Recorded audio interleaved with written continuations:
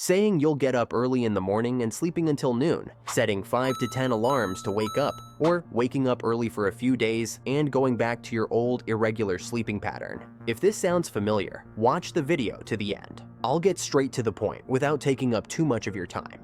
Don't rush into things. I've said before that small steps are much more effective than big changes. If you are someone who gets up at 10 o'clock every day, if you suddenly decide to get up at 5 o'clock every morning, both your mind and body will resist. After a few days of this, you may find yourself back to your old routine. That's why we need to gradually push back the waking time. For example, 9:30 on the first day, then 8 o'clock, then 6:30, and finally 5 o'clock. I'll explain why I'm pushing it back in 90-minute intervals in the second topic. In this topic, I've just used an example to show that small steps will lead you to lasting habits. Choose specific sleeping and waking hours. No one ever advises that working all day with very little sleep is a good thing and will bring clear success. Only some successful people say that at certain times in their lives they had to. Remember, going to bed late at night and waking up early in the morning is one of the worst things you can do to yourself. The best choice is to go in harmony with nature, to go to sleep with the stars and wake up with the sun.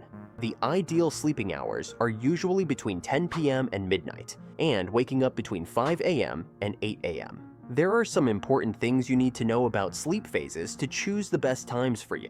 When we sleep, we go through 5 stages of sleep. The first 2 stages are the stages of falling asleep and account for 5% of our sleep. Stage 2 occupies 55% of our sleep, and it becomes difficult to wake up. In stages 3 and 4, we enter deep sleep. The brain rests and its activity is minimized. Finally, in stage 5, REM sleep begins. This is when dreams occur and brain activity is at its peak. Each cycle lasts about 90 minutes, and once the cycles are complete, a new cycle begins. If we try to wake up while we are in deep sleep, it can be difficult. For example, you can sleep for 4 cycles, about 6 hours, or 6 cycles, about 9 hours. The important thing is to coincide the time you want to wake up with the light sleep phase.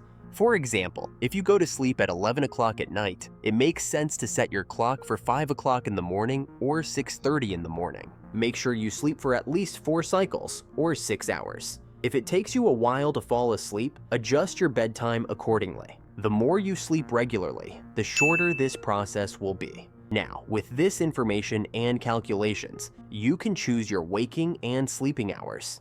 Tips for quality sleep. The quality of your sleep is a big factor in getting up early in the morning. If you frequently go to the bathroom, wake up all the time, or can't fall asleep, you're likely to wake up like a zombie in the morning, even if you sleep for 15 hours. Therefore, you should pay attention to some points to improve your sleep quality. Avoid blue light. It is best to avoid blue light for 90 minutes before going to bed. If you can't do this, avoid it at least 30 minutes before you go to bed. It is also a good idea to set filters such as eye comfort and blue light protection on both your computer and your phone.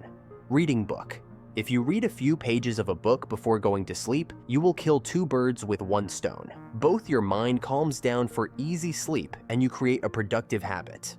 Avoid caffeine. 1 sentence. Never consume caffeine in the afternoon. Light and protein meals. Instead of fatty and heavy meals before going to bed, light and protein meals will improve your sleep quality. Tips to set an alarm and wake up fully.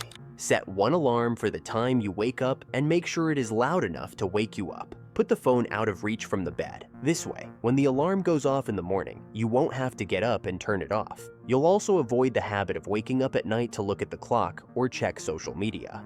When you get up in the morning to turn off the alarm, avoid the temptation to go right back to bed. First thing first, drink a glass of water, wash your hands and face, and then go outside and take a deep breath. If you can, exercise for 20 minutes and then take a shower. This will give you a great start to the day. But even if you don't exercise, after washing up, go back to make your bed. Now that the bed is made, it will no longer make sense to go back to bed. Also, don't think, at least let me sit on the bed for a while and recover. This will cause sleep to return. In addition, it may be more effective to eat a slice of apple instead of a cup of coffee to wake up fully in the morning.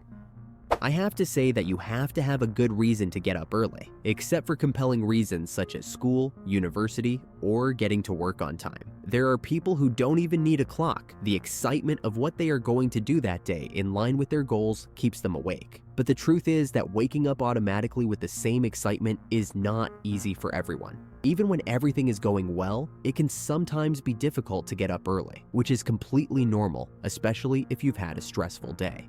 Let's be realistic. It may take 3 months or 5 months for a habit to fully take hold in your life, so don't get too hung up on the 21-day rule. Give yourself time and everything will fall into place step by step. And don't forget that if you wake up early and spend the day on social media, you will only waste your sleep. Waking up early is important, but more important is what you do while you are awake. We have come to the end of another important issue. If I have helped you, join us. See you in the next video. Take care of yourself.